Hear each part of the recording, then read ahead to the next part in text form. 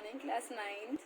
In our last video, I told you about the long division method in a cubic polynomial, and we are still left with one more exercise in this chapter, but we are not going through that exercise because your test is going to be started.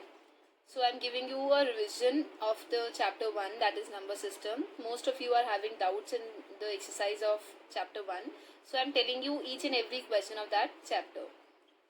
So the first question is 0 a rational number? तो yes, 0 is a rational number.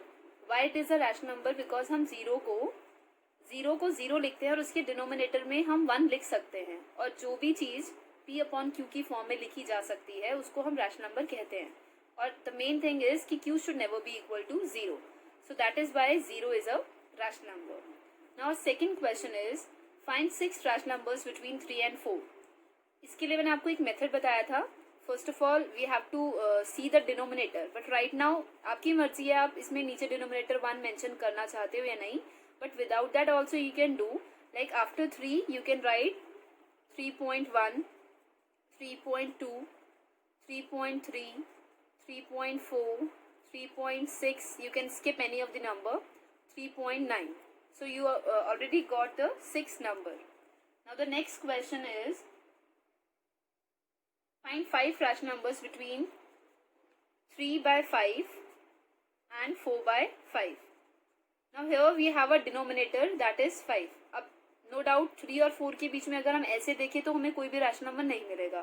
हमें अपने denominator को थोड़ा सा increase करना पड़ेगा. Let is multiplied by 10 to both the sides, numerator also and denominator also. Similarly this side, so it will be 30 by 50 and this side it will be 40 by 50. So अब 30 और 40 के बीच में you have many numbers, so you can write 31 by 50, you can write 33 by 50, 35 by 50, 36 by 650 and 38 by 50. So these are the two methods. In question number 2 you can directly do it, and in question number 3 you can go with this also. It's up to you, आप किस method को opt करना चाहते हैं.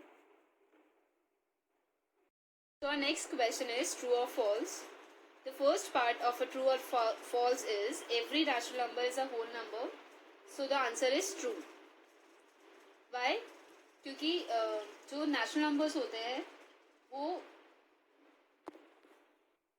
The answer is true because देखिए सबसे पहले the natural numbers कौन से होते हैं? 1, 2, 3, 4 एंड सो ऑन. एंड जो होल नंबर्स होते हैं वो कौन से होते हैं? 0, 1, 2, 3, 4 एंड सो ऑन. तो देर आस्किंग क्या हर नेचुरल नंबर एक होल नंबर भी होता है? तो नेचुरल नंबर तो 1 है तो वो होल नंबर भी है, 2 है तो वो होल नंबर भी है. ऐसे करके जितने भी नेचुरल नंबर्स होंगे वो होल नंबर भी डेफिनेटली होंगे. बट अगर क्वेश्चन चेंज हो जाए और वहाँ लिखा हो कि क्या हर होल नंबर नेचुरल नंबर है, then your answer must be false, क्योंकि हर होल नंबर में 0 भी आता है और 0 नेचुरल नंबर में नहीं आता. तो तब आपको अपना आंसर चेंज करना पड़ेगा. Second part is every integer is a whole number. अब इंटीजर्स कौन से होते हैं? All the negatives and 0 included with the positive numbers, they are integer. और होल नंबर्स कौन से होते हैं? जो 0 से स्टार्ट होते हैं, 0, 1, 2, 3 एंड सो ऑन. तो आप देखो 0 तो इसमें आ रहा है, 1 भी है, 2 भी है and many others also. But integers में नेगेटिव भी आते हैं लेकिन होल नंबर में नेगेटिव नहीं आते हैं. So our answer is false. Now our next question is write the following in decimal form and say whether they are terminating or not. Now see, first of all the question is 36 by 100. आपको इसको decimal form में लिखना है. Decimal form में मतलब ये तो आपको आता ही है, डिवाइड करना है. ये आपका डेसिमल फॉर्म हो गया. अब आपको ये बताना है कि ये टर्मिनेटिंग है या नहीं. अब आई टोल्ड यू कि टर्मिनेटिंग की पहचान क्या होती है? Which gets terminated, which gets end. मतलब कि जब आप उसको किसी भी नंबर से डिवाइड करते हो और आपका रिमाइंडर 0 आ जाता है तो वो नंबर टर्मिनेटिंग नंबर होता है. तो ये पूरा तरीके से डिवाइड हो गया तो डेफिनेटली ये टर्मिनेटिंग होगा. Now the next question is 1/11. इसका हमें डेसिमल एक्सपेंशन करना है, वो आप खुद डिवाइड करेंगे.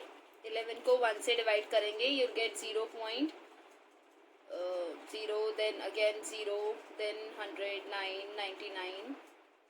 बाकी आप खुद आगे कर लेना, ठीक है. तो इसका डेसिमल एक्सपेंशन आप कर लोगे, क्या आएगा 0.090909 एंड सो ऑन। तो या तो आप इसे इसका जो क्वेश्चन है उसी से जज कर सकते हो कि वेदर इट इज टर्मिनेटिंग और नॉट, क्योंकि एक ही नंबर बार बार रिपीट हो रहा है। और मैंने आपको एक और पहचान बताई थी कि हम डिनोमिनेटर को चेक करेंगे, अगर ये 2 की power m and 5 raise to power n है तो डेफिनेटली ये टर्मिनेटिंग है। अब 11 को जब आप फैक्टर्स करेंगे, फैक्टराइज करोगे तो 2 और 5 की फॉर्म में नहीं आएगा, दैट मीन ये नंबर टर्मिनेटिंग नहीं है। तो आप डिवाइड करके भी देख सकते हो और आप डायरेक्टली भी कर सकते हो, डिपेंड्स अपॉन द क्वेश्चन कि क्वेश्चन कैसा पूछा जाएगा। अगर एग्जाम में कहा जाएगा कि you have to find the decimal expansion also, तो आपको दिखाना पड़ेगा पूरा करके। अगर सिंपली देर आस्किंग यू कि टर्मिनेटिंग है नॉन टर्मिनेटिंग है, तो आप सिंपली डिनोमिनेटर को देखकर भी जज कर सकते हो। Our next question is express 0.47 bar in P upon Q form, which is very very important question. अब देखिए सबसे पहले आपने क्या करना है, let x is equals to 0.4777 so on. ये तो आपको पता है बार का मतलब वो कंटिन्यूसली रिपीट हो रहा है। अब आई टोल्ड यू दैट सबसे पहले ये यहाँ पे लाना है हमें, तो हम किससे मल्टीप्लाई करेंगे, 10 से। So multiplying the equation first by 10, so it will be 10x and this side it will be 4.777 and so on. This is your equation second, this was your equation first. अब कितना digit है after decimal, 2, that means 100। तो अब हम will multiply it by 100,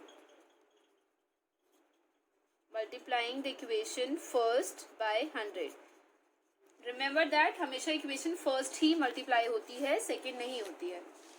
now it is 100x and this side it is 47.77.